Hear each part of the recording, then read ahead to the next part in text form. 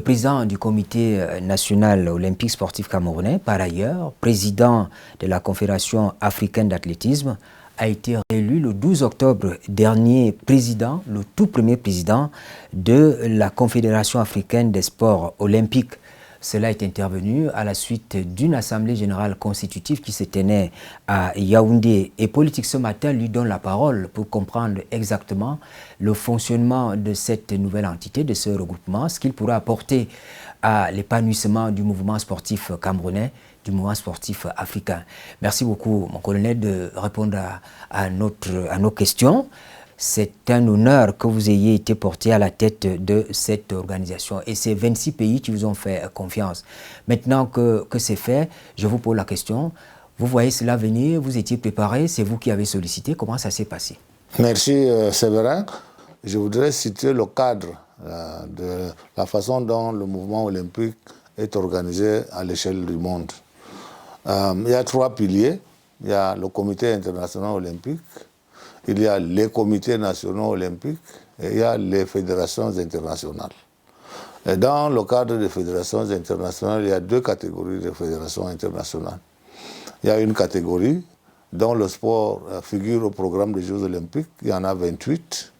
Et ce sont les 28 fédérations internationales de sport olympique d'été qui organisent les qualifications des athlètes du monde pour les Jeux olympiques.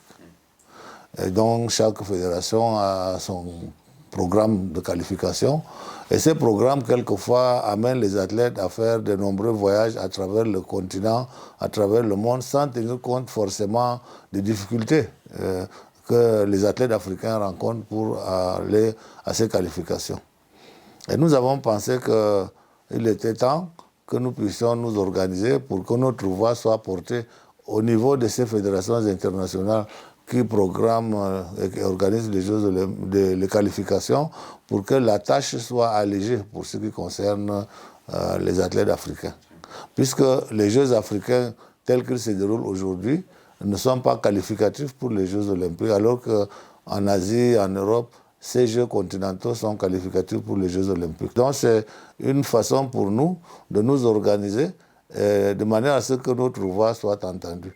Et en Afrique, nous avons une trentaine de confédérations qui ont effectivement leur sport au programme des Jeux olympiques. Et ce sont ces 30 confédérations qui ont décidé de se réunir pour réfléchir d'abord sur la méthode à adopter. Et c'est ce que nous avons commencé par une concertation le 12 octobre à Yaoundé. Et à la fin de la concertation, des résolutions ont été prises. Et l'une des résolutions, c'était pour mettre en place une organisation structurée avec un exécutif et avec un président qui peut donc porter la voix de l'Afrique au niveau des fédérations internationales chargées de programmer les qualifications pour les Jeux olympiques. C'est ainsi donc que le 13, la première assemblée constitutive, l'assemblée constitutive s'est tenue et bon, quelqu'un dans les rangs a dit bon, le plus ancien d'entre nous tous, c'est M. Kalkaba. Il est président d'un sport fort, de l'athlétisme. Bon, il peut diriger cette association. Bon, moi, je suis au service du continent africain. En tant qu'Africain, je n'ai pas trouvé d'inconvénient à assumer cette responsabilité. Maintenant, concrètement, comment ça va fonctionner? Vous êtes à la tête d'un bureau exécutif, il y a 10 membres, mais qui fait quoi dans le bureau? Les associations sportives sont organisées à 3 niveaux. Il y a une assemblée générale, qui est l'organe qui impulse la politique. Il y a un comité exécutif, un conseil d'administration ou quelque chose comme ça. Ce sont les délégués de l'assemblée générale qui travaillent dans la période entre 2 assemblées générales consécutives. Parce que l'assemblée générale ayant un grand nombre de personnes ne peut pas se réunir régulièrement.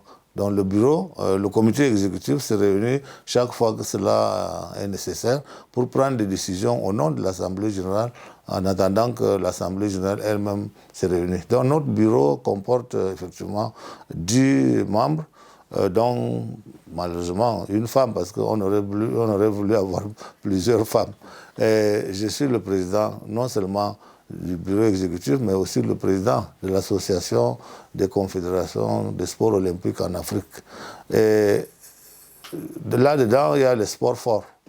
Vous trouverez l'athlétisme, vous trouverez la natation, la gymnastique, comme sport individuel fort aux Jeux Olympiques, mais il y a aussi les sports collectifs comme le volleyball, le handball, un échantillon de sports olympiques qui compose le bureau.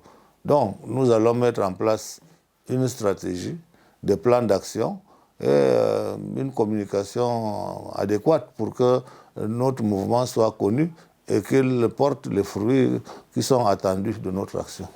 Monsieur le Président, il y a souvent un problème pour le mouvement sportif et même pour les autres organisations de la société, c'est-à-dire que quand vous créez une entité comme celle-là, pour que ça fonctionne, il faut mobiliser des moyens, des ressources humaines, des ressources financières.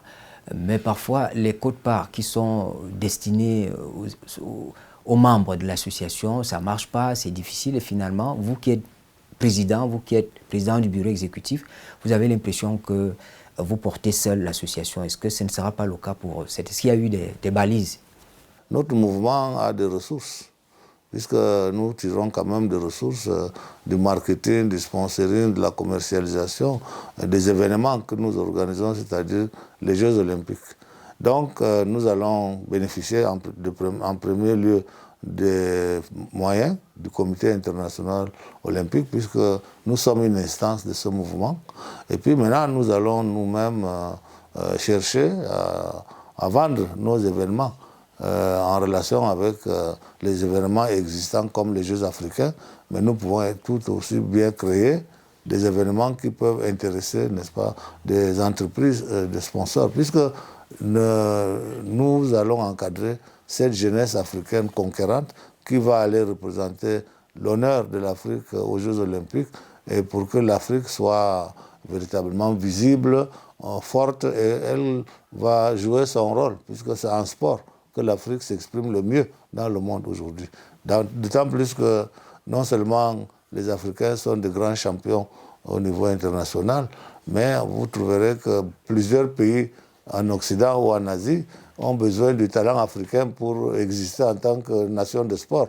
Donc nous allons exploiter toutes ces opportunités-là pour que la base, qui est le continent africain avec ses 65 ou 70% de jeunes et qui produisent des athlètes et des sportifs talentueux, que cela intéresse le monde du sport. On pourrait vous poser la question aussi, que gagne notre pays? C'est déjà vrai qu'au niveau de l'image, c'est une bonne image pour le Cameroun, pour notre diplomatie, etc.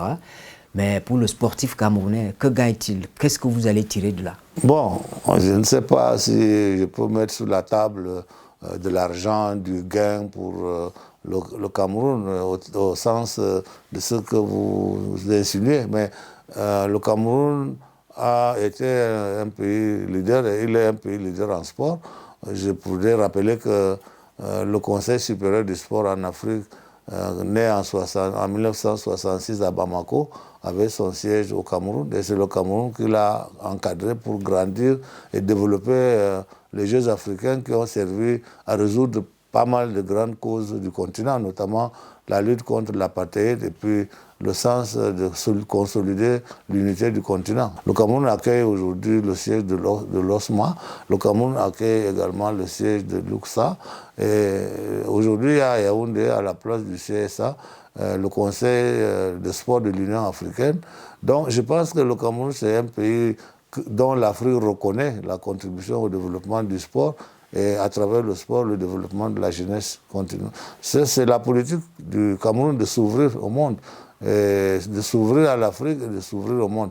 Donc je pense que moi, en tant que fils de ce pays, élu, comme j'ai été élu de façon unanime pour diriger cette nouvelle organisation sportive, c'est avec le soutien du gouvernement camerounais, et le gouvernement camerounais me permettra de réussir cette mission-là.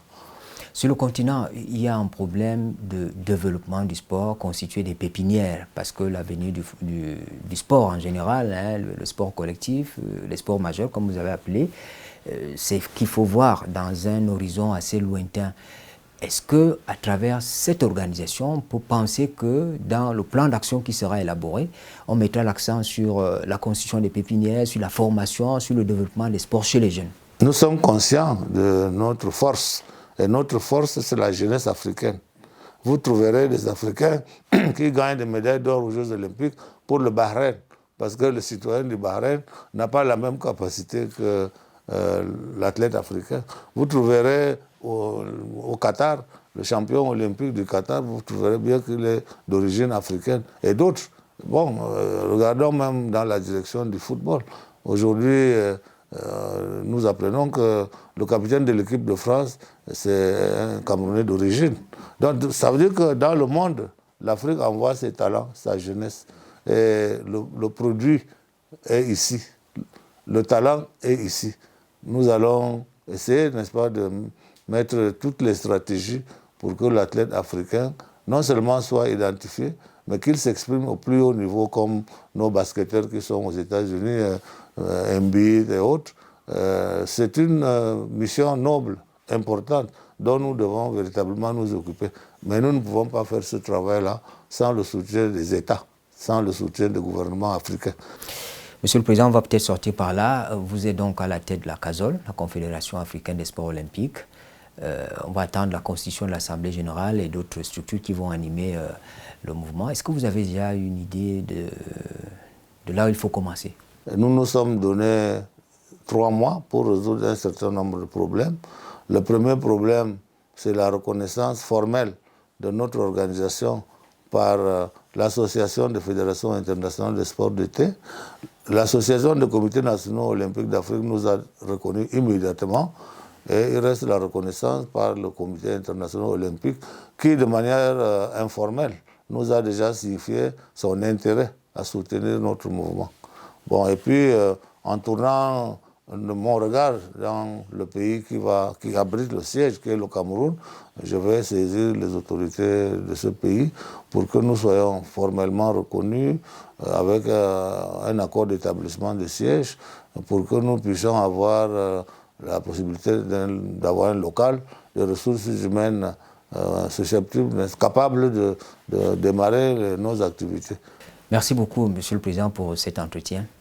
Merci de m'avoir donné cette possibilité. Mesdames, Messieurs, c'est la fin de cette édition de Politics. Merci de nous avoir suivis et bonne suite des programmes sur la CRTV.